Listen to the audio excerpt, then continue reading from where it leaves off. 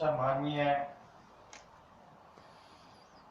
Senior scientist जी ममता सिंह, सामने बैठे हुए सभी वैज्ञानिक गण, आज बड़ा हर्ष का एक दिन है कि उषा का प्रस्थापना दिन यहाँ मनाया जा रहा है। और यहाँ किसानों को भी, सब साइंटिस्ट को भी यहाँ बुलाया, सीनियर साइंटिस्ट को भी यहाँ बुलाया। तो आज हमें ये एक सब साइंटिस्ट के बीच में हमें मिलने का, देखने का एक मौका मिला और अपनी पुरानी बातें करने का हमें थोड़ा सा अनुभव मिला। अभी कोई 15-20 रोज पहले ही हमारे केवी के नजफगढ़ गुजरात केंद्र में अपने यहाँ केवी के डायरेक्टर साहब बैठे हैं, गुप्ता जी। उन्होंने डायरेक्टर साहब को बुलाया था, AK सिंह जी को, और वहां इनसे मुलाकात हुई थी। तो जब इनका इंट्रोडक्शन कराया गया कि भाई डब्बूसा के डायरेक्टर AK सिंह जी हैं, तो हमें देखकर बड़ा असंभव की बात ये हुई कि एक इतने बड़े आदमी, तो एक इतनी बड़ी संस्था के साइंटिस्ट, एक इतने इंचार्ज बड़ी संस्था के, आज वो हमारे किसानों के बीच में, जो दिल्ली से कम 40 किलोमीटर धूप पर, और वो धूप में और गर्मी में वहां पे आसमान, इनके पहराव से, इनकी बोलचाल से नहीं लगता था कि ये इतने ऊंचे डायरेक्टर है या इतने ऊंचे पद पर ये बैठे हैं। इनका एक साबुत ही लग रहे थे कि ये भी एक किसान की तरह एक किसान है। तो हमें देख के बड़ा इनको अच्छा लगा। और ये हमारे एक साइंटिस्ट की पहचान रही है। जब भी हमारे साइंटिस्ट ने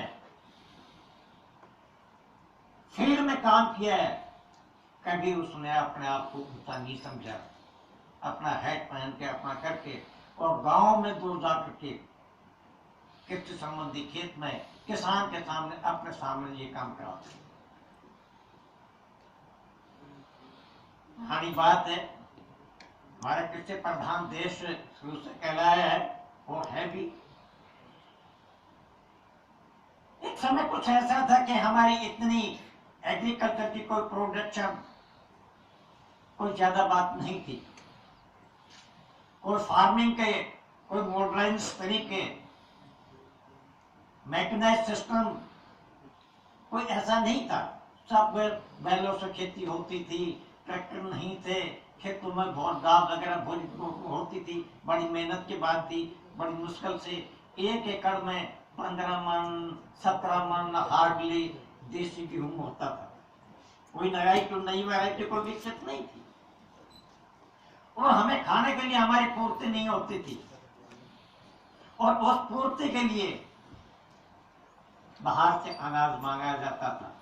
अब वो अनाज हमें खाया है, देखा है हमने। अगर वो अनाज को हथेली पर रख के फूंक मार दें, वो दूसरे मुल्कों से हमारे खाने के लिए ऐसा अनाज आता था। और उस अनाज में भी मांगने में, जब हमारे माननीय प्रधानमंत्री जो स्वर्गीय लाल बहादुर शास्त्री जी थे, उस समय एक घटना घटी कि बाहर से जो गेहूं से मंगवाने की बात हुई, कनाडा ने भी, ऑस्ट्रेलिया ने भी और अमेरिका ने भी गेहूं देने से मना कर दिया। और एक बड़ी खाद्य समस्या में खड़ी होगी मुल्क के पास में, क्या किया जाए, कहीं से खाने के लिए अनाज नहीं मिल रहा। शास्त्री जी बहुत मेरी तरह छोटे से कद के थे, बहुत भावुक किस्म के भी थे, उनकी सोच भी बड़ी प्रबल थी। उन्हें भारत की जनता से एक निवेदन किया, मैं आपसे एक प्रार्थना करता हूं कि हफ्ते में एक दिन आप उपवास रखिए, खाना मत खाइए आप इस दिन। होटल वालों से, रेस्टोरेंट वालों से उन्होंने प्रार्थना की कि आप एक दिन अपने होटल को बंद रखिए, अनाज को बचाइए, हमारे जरूरतमंद भाइयों को भोजन मिल सके। और उस चीज को भारत के किसान ने, भारत के मजदूर ने, गरीब आदमी ने, अमीर आदमी ने उस बात को बड़ी खूबी से उसका पालन किया। उस समय बड़ी देसी किस्में होती थी। हमारे साइंटिस्ट महोदय जितने भी उस टाइम में थे, जिनका भी वो भास्कर जी या स्वामीनाथन जी उनका जिनका नाम ले रहे थे, छोटी किस्में हाइब्रिड की किस्में मंगवाई थी। तो उन किस्मों का दिल्ली एग्रीकल्चर के हिसाब से 5 ब्लॉक में बटा हुआ था। मुजफ्फर ब्लॉक जिसमें मैं बिलोंग करता हूँ, Mehrauli block, Shahdara block, Narela block और कंझाबला ब्लॉक।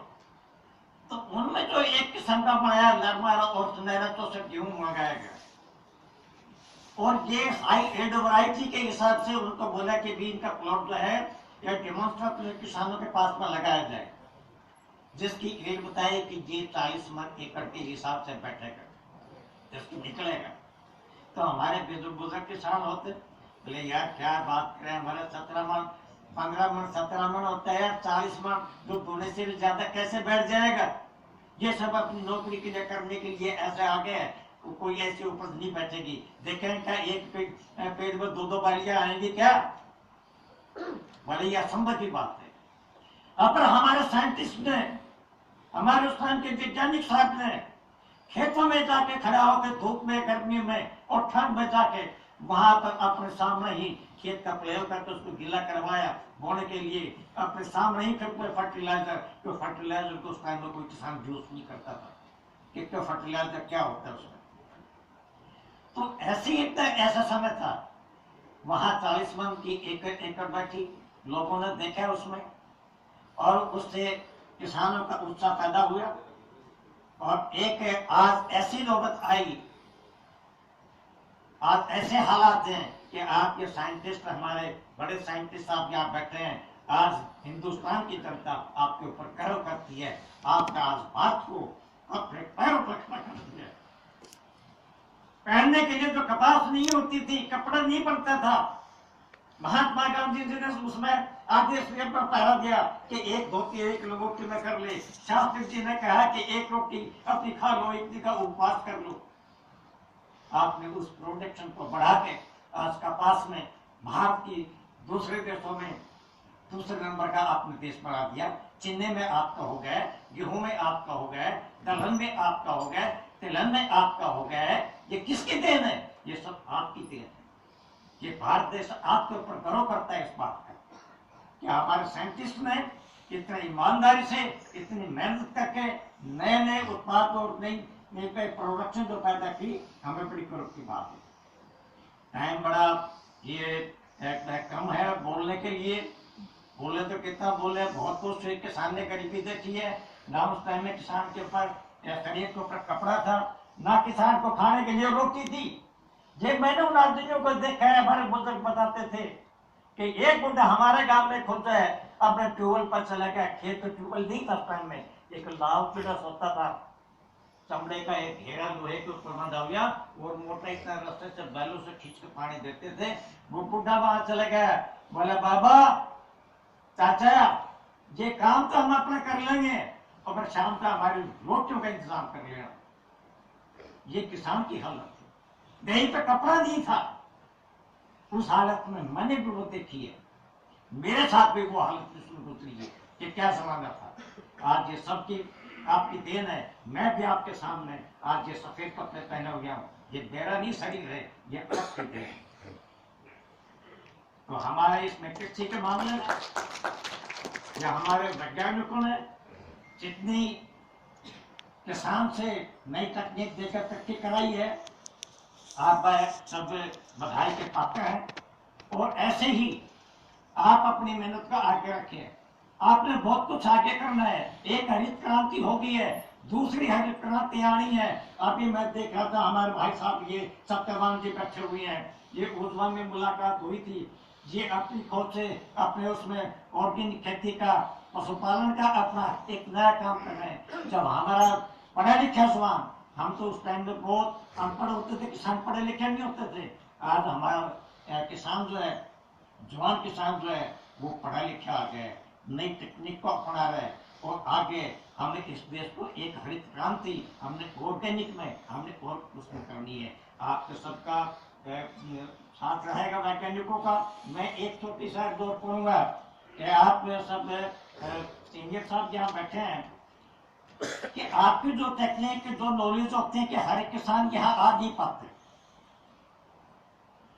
तो टाइम लगता है। और आज सरकार ने आपके हर स्टेट के अंदर, हर जिले के अंदर जो है वो कृषि विज्ञान केंद्र आपके खोले गए हैं। उसमें अगर आपका लिंक किसी कृषि विज्ञान केंद्र से उनका हो जाए, जो कि हर किसान वहां नजदीक में जाके अपनी नॉलेज, अपनी समस्या का समाधान अपना ले सके, तो मेरा ख्याल में बढ़िया बात होगी। ये मेरी आपसे एक रिक्वेस्ट की बात है।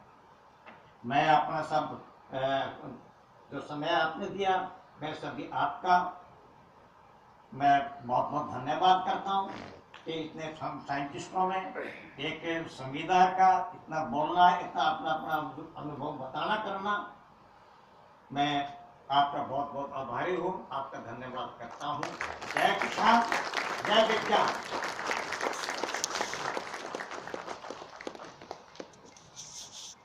बहुत बहुत धन्यवाद जगमोहन सिंह जी। अब मैं आमंत्रित करती हूँ श्री गौरव सिंह चौहान जी को कृपया मंच पर बुलाएं और आईआरआई से आपकी क्या अपेक्षाएं हैं उन पर थोड़ा प्रकाश करें।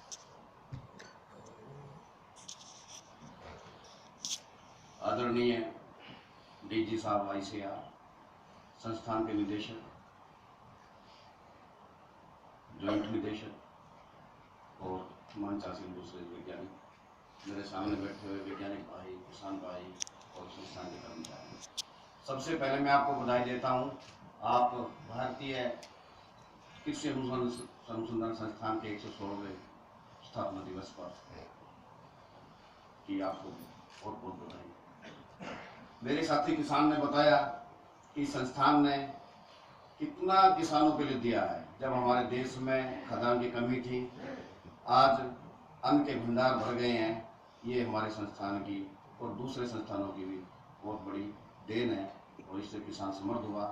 और आईआरआई पूसा ने बहुत सी ऐसी वैरायटी निकाली खाद्यान्न की, जिससे अन्न के भंडार भर गए हैं, आप सभी को पता है। इसमें विशेषकर पूसा बासमती 1509 और दूसरे सब्जियों के बीज भी, नए नए बीज हम किसानों को इस संस्थान ने दिए, इसलिए आपको इसकी परंतु एक बात मैं आपके सामने कहना चाहूँगा कि आज हमें क्या जरूरत पड़ी।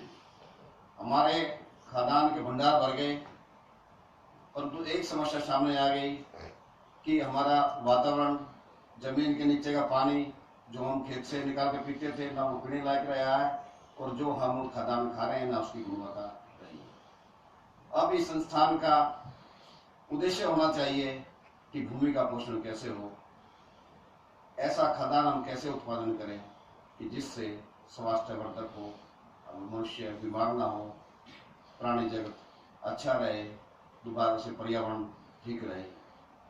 तो संस्थान से मैं ऐसी उम्मीद करता हूँ कि इस विषय पर नए नए आविष्कार किए जाए, उन बीजों की खोज की जाए जो रासायनिक के बिना, जहर के बिना भी हो सकते हो, और इस तरह से खोज करके नए नए बीज और नए नए आविष्कार ऐसे करके हम दोबारा से अपनी भू माता को, भूमि माता को दोबारा से ठीक बनाए, ऐसी मैं आपसे उम्मीद करता हूं।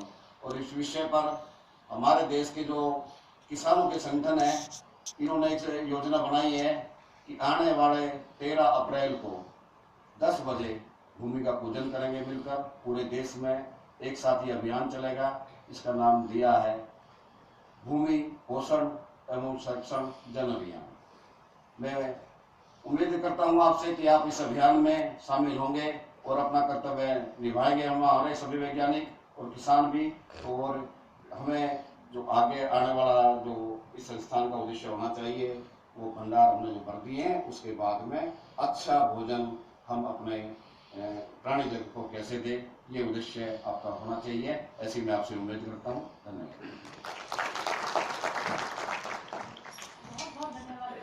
आप हम सबके लिए एक प्रेरणा है। अब मैं आमंत्रित करती हूँ पद्मश्री से सम्मानित श्री भारत भूषण त्यागी जी को कि मंच पर पधारें और अपने संबोधन से हमें अनुग्रहित करें।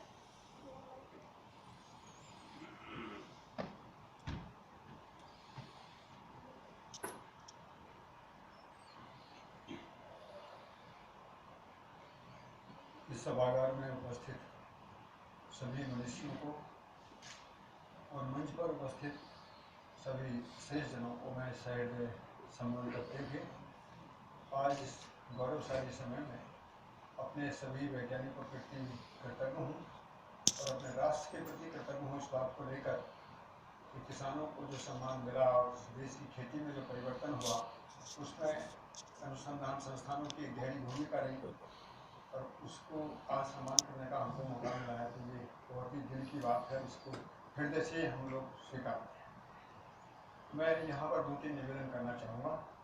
आदरणीय डीजी साहब, जो आगामी विषय है उसमें मैं ऐसा देख रहा हूँ कि इकोलॉजिकल डिसबैलेंसिंग और इकोनॉमिकल डिसबैलेंसिंग जो चुनौतियाँ हमारे सामने हैं और इन दोनों चुनौतियों को यदि हम ठीक ढंग से देखते हैं तो हमें अपने जो ट्रेनिंग शेड्यूल है उसको चेंज करना होगा और हमको एजुकेशन और ट्रेनिंग 2 पार्ट अलग अलग करना है। एजुकेशन का मतलब है कि नेचर की कोएग्जिस्टेंस को हम ठीक ढंग से देख लें, अपने वैज्ञानिक इस पर बहुत अच्छे ढंग से रिसर्च करें, शोध करें और उसको तकनीकी और विज्ञान के जरिए हम कैसे किसानों तक पहुँचाएँ, ये बहुत महत्वपूर्ण ज़रूरत है।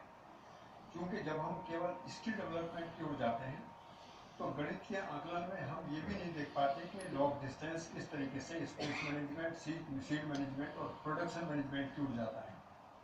तो ये जो छोटी छोटी चूक हमसे रही उनमें मेरा एक मन बना कि मैं वैसे तो ऑर्गेनिक फार्मिंग के नाम से जुड़ा रहा, लेकिन मेरा ऑर्गेनिक फार्मिंग मुद्दा नहीं था, मुद्दा था मेरा प्रोडक्शन मैनेजमेंट कैसे हम देश के लिए करें ताकि प्रोडक्शन डिसबैलेंस ना हो जाए, कभी हम एक तरफा ना चले जाएं और वो प्रोडक्शन कैसे किसानों की इकोनॉमी से जुड़ जाए।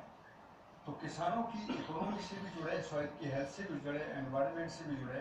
तो यहाँ पर मैंने कोएग्जिस्टेंस को 4 नियम से काम करते हुए देखा है, जिसको यदि हम अपना अनुसंधान का एक गहरी दिशा में उसको ले जाएं, उसमें पहला है हम इंटीग्रेशन को जोर ना दें बल्कि कोएग्जिस्टेंस को ध्यान दें। इंटीग्रेशन तब होता है जब हम किसी चीज़ को बखेर लेते हैं तो फिर मिलाने की कोशिश करते हैं, तो बखेरने और मिलाने में मूल वस्तु फिर भी गायब रहती है। कोएग्जिस्टेंस का मतलब है कि धरती, पेड़ पौधे, पशु पक्षी और मनुष्य में पूरकता है। इस पूरकता को हम कैसे देख सकें और कैसे इसको साइंटिफिक तरीके से वैलिडेट कर सकें, आज की एक बहुत महत्वपूर्ण ज़रूरत है। और मैंने डॉक्टर रतनलाल जी के भाषण में जो सुना है मैं बहुत गदगद हूँ, बहुत कृतज्ञ हूँ आपके प्रति कि संस्थान एक ऐतिहासिक कदम की ओर बढ़ रहा है। दूसरी बात मैं कहूँगा कि जो डाइवर्सिफिकेशन है उसमें हम क्रॉपिंग पैटर्न को बफर जोन, पेरिनियल सिस्टम और सीजनल क्रॉप के रूप में किस तरीके से एक ज्योमेट्रिकल प्लान बनाए खेत का, जिससे इकोनॉमी मैंने देखा है कि 4 से लेकर 10 गुना तक बढ़ जाती है। ये मेरा विश्वास है आपके लिए, इसको संस्थान को करने की जरूरत है। इसी के साथ साथ मैं एक और बात कहूँगा कि जो सॉइल की प्रॉब्लम है, पानी की प्रॉब्लम है या जो भी एनवायरमेंटल प्रॉब्लम है या डाइवर्सिफिकेशन की प्रॉब्लम है, हमारा multi layer multi cropping pattern जैसे लागू होता है ये प्रॉब्लम सॉल्व हो जाती है, सॉइल का कारण पड़ता है। और देश को जो चिंता है कि खाद्यान्न का कहीं हमको ऑर्गेनिक फार्मिंग में कहीं ऐसा ना हो जाए, तो उसके लिए मैं साइंटिस्टों से निवेदन करूँगा कि जो लॉग डेंसिटी है, भूमि की सतह का जो वातावरण है वो 40-50 फुट ऊंचा है, जमीन के अंदर और ऊंचाई में फसलों का उत्पादन होता है। इसलिए मल्टी लेयर और मल्टी क्रॉपिंग पैटर्न में लॉग डेंसिटी लागू होने से हमारा जो प्रोडक्शन है वो मैक्सिमम भी होता है, क्वालिटी से भी होता है और डाइवर्सिफिकेशन से भी होता है और इससे इकोनॉमी बहुत ज़्यादा बढ़ती है। यही हमारे लिए फार्मर प्रोड्यूसर कंपनी एक्ट के लिए बहुत महत्वपूर्ण वस्तु है यदि हम इस तरीके से एग्रीकल्चर को एक दिशा दें। तीसरी बात मैं कहूँगा कि जो इकोलॉजिकल जो स्पेसिफाइड इकोलॉजिकल जोन्स हैं उनके लिए अलग अलग तरीके से एक मास्टर प्लान तैयार हो कि वहाँ पर किस तरीके की फसलें हैं, क्योंकि उसमें जो लोकल फूड चेन में जो न्यूट्रिशनल मैनेजमेंट की हम बात कर रहे हैं वो उससे बहुत तरीके से उभर कर आती है, क्योंकि वर्षामान, तापमान और ऋतुमान तीनों ही योग में क्वालिटी के जनक हैं। तो ये मेरा निवेदन है। तो इस आधार पर आज जो समय मिला मैं एक अंतिम निवेदन और करूँगा। तो देश को आपके द्वारा एक नई दिशा में एक नया प्रशिक्षण कार्यक्रम चलाए जाने की जरूरत है, जिसमें किसानों के 3 बातों को ध्यान रखा जाए। नंबर 1, आपने हमको उत्पादक बनाया और हम उत्पादक भी बने, लेकिन हमारी आमदनी नहीं बढ़ी इसलिए उत्पादक से आमदनी की ओर हमारी मानसिकता में परिवर्तन करने का श्रेय अब संस्थानों का होना चाहिए। ये महत्वपूर्ण आवश्यकता है, क्योंकि अब तक हम बात करते रहे इनपुट मैनेजमेंट की, अब हम बात करेंगे प्रोडक्शन मैनेजमेंट फॉर इकोनॉमी। तो इस आधार पर ये एक इसकी दिशा बदलेगी। दूसरा मेरा निवेदन है कि देश में अकाउंटेबिलिटी नहीं है, ना कोई वैलिडेशन है, कोई कुछ भी बोल रहा है तो वैलिडेशन हो, कंप्लीट मॉनिटरिंग हो, कहीं भी कोई भी किसी प्रकार का प्रयोग है उस पर हमारे संस्थानों की एक महत्वपूर्ण भूमिका है कि टीम के जरिए उन चीज़ों को जो देश में कई बार एक बेतरतीब हवा को फैला देते हैं, और वो बेतरतीब हवा ना फैले बल्कि उसका साइंटिफिक वैलिडेशन हो, पूरा कंप्लीट मॉनिटरिंग हो और उसको राष्ट्रीय कार्यक्रम के रूप में लिया जाए, एक महत्वपूर्ण मुद्दा है। तीसरी बात मैं कहूँगा कि किसानों ने शिक्षा को अपनी खेती से नहीं जोड़ा है, बल्कि कोई किसान अपने शिक्षित बच्चे को खेती नहीं कराना चाहता, बल्कि मैंने तो गांव का सर्वे करके ये देखा कि कोई भी बेटी अब किसान के बेटे से शादी तक नहीं करानी चाहती। तो इस दुर्दशा के दौर से हम लोग गुजर रहे हैं। ऐसी स्थिति में कृषि में शिक्षा का सम्मान कैसे हो, हम अपने नौजवान साथियों को एग्रीकल्चर इंटरप्रेन्योरशिप के साथ में जोड़ें, ताकि एक नए खेती का आगाज पैदा करें और फार्मर प्रोड्यूसर कंपनी को उसमें टारगेट करें। मैं बात तो बहुत सारी हैं। मैं चाहूँगा कि मेरी जो अपनी एक रिपोर्ट है खेती की, उसको मैं कभी आपके सामने पेश करूँ। ऐसा कभी मुझे सौभाग्य मिले तो आधा घंटे का समय मिल जाएगा तो मैं उसको पेश करूँगा। तो साइंटिस्ट भी हों, पर आज के इस ऐतिहासिक दिन में आप लोगों ने हमको बोलने का मौका दिया, ये इसके लिए मैं सहृदय इस पूरी अपनी वैज्ञानिक दिमाग को सम्मान देता हूँ। और वास्तव में आप और हम साथ साथ मिलकर एक नए भारत का, नई कृषि का निर्माण करेंगे। और जो डॉक्टर रतनलाल ने कहा था कि हमारे वैज्ञानिकों को अंतर्राष्ट्रीय सम्मान मिले, मैं ये गौरव के साथ कहना चाहूँगा कि यदि हम ट्रेनिंग से ज़्यादा ज्ञान की तरफ बढ़ जाएं, समझ की तरफ बढ़ जाएं, तो भारत का संस्कार है वो दुनिया को दिशा देने में समर्थ है, और ये वैज्ञानिक करेंगे, ऐसा मेरा विश्वास है। मैं सभी को प्रणाम करते हुए अपनी बात